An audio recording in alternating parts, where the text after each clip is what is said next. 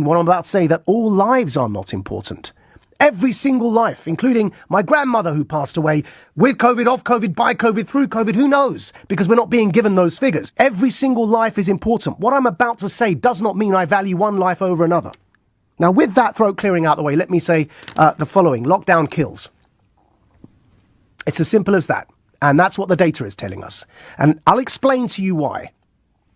The government, according to the Times, and you can look this up, has a dossier from the Office for National Statistics that tells them the data of what we're calling now an impact assessment that I had when I had the Alternative Sage member, Professor Gabriel Scally, on here, called me stupid for asking him a question that wasn't indeed stupid, because a whole bunch of Tory backbench MPs proceeded afterwards to demand this information of government. And it's the following question.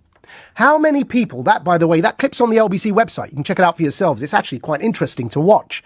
Because what he reveals himself to be is projecting stupidity onto a person, asking him a question that he didn't know the answer to. And the question is, you're saying we need to save lives. Well, okay, how many lives will die through the lockdown measures compared to how many lives you will save through lockdown?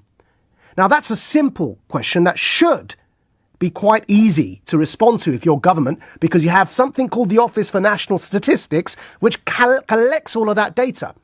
And when the backbench MPs in the Conservative Party demanded that data from government, the response was government refused to answer and didn't release the data. The Times then recently discovered that they do indeed have this information in a quote-unquote secret dossier that they refuse to release. And so it comes back down to that simple question. Do we know how many people would die because of lockdown compared to how many people will die if we do not lock down? And if we don't know that answer, then are we just clutching at straws in the dark? And the key thing here is actually that evidence hasn't been published by government. And so anyone claiming that they follow experts and evidence has no right whatsoever and no basis to say they're following evidence that lockdown works, because they haven't seen the evidence. We now know the government refuses to publish the evidence as to whether lockdown kills more people than not locking down. But I'll tell you who has published an impact assessment. It's the only one available when it comes to this particular question of whether lockdowns work or not. And that's Professor Philip Thomas from Bristol University. Now, why is he important? Because he happens to have done an impact assessment on whether lockdown kills more people or not. And it's the only one available. So if you claim to follow evidence and data, then what you should do is look at that evidence, because there is no other evidence published on that question. Now, his evidence, and he's a professor of risk management at Bristol, so you kind of think he'd know what he's talking about when it comes to risks of certain actions being taken and modelling for those risks. And what he said, and I'll tell you exactly where you can find this, it's an article by Stephen Adams, who's the medical editor for the Mail on Sunday. And it was published on the 8th of November, 2020, this year. And what he says, this is the headline: lockdown will claim the equivalent of 560,000 lives because of the health impact of the deep and prolonged recession it will cause. He, in his impact assessment, covered exactly this question as to how many people die if we don't lock down through COVID. And he said only 10% of the figure, quote unquote only, every death is too many, only 10% of the figure of the total that will die because of lockdown, 560,000, only 10% of that number will die through COVID by the lockdown measures that are there to protect lives.